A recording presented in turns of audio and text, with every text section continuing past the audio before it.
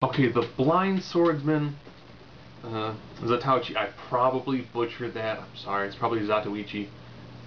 That's not my native language, so I'm sorry. Ironic, this one's got several little subplots that all happen simultaneously that all actually interweave. So the blind swordsman makes his job and makes his money as being a masseuse and a gambler. The gambling sequences are probably some of the best because all they're doing is playing even or odd, and they'll put the cup down, and then you're in place of their bets, and he's always right. I'm trying to think of what sort of dice they're using that you could always hear a difference between even and odd. There's a scene where they actually change the dice, needs to change the dice.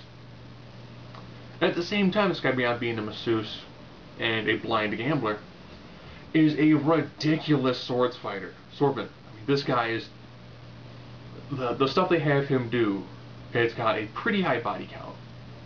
Someone said it's like Kill Bill, and I say that's probably pretty close. The ending sequence is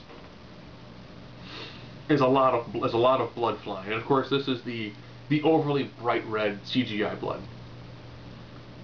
Which actually, when you see this sort of violence, if you keep it all the really dark, subdued blood, it gives it more of a gruesome look.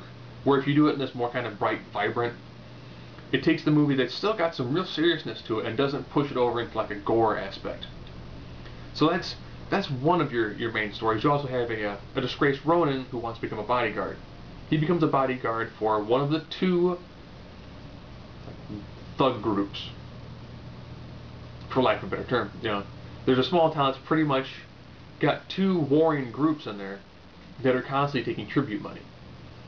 They're going from monthly to daily. So the people in town are like, if we make money, we lose it all. So if we don't pay them, they either destroy our shops or beat us up. So while that's going on, there's also two geishas.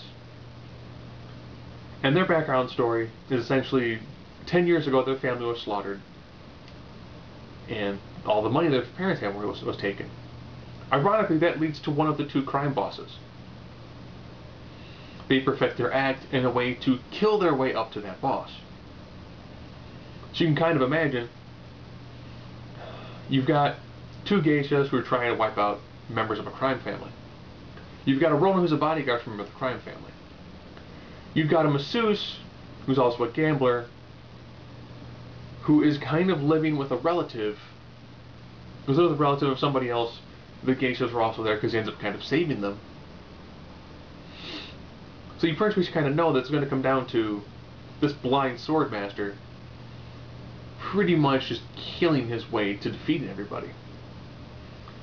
And they do this in this really fantastic way.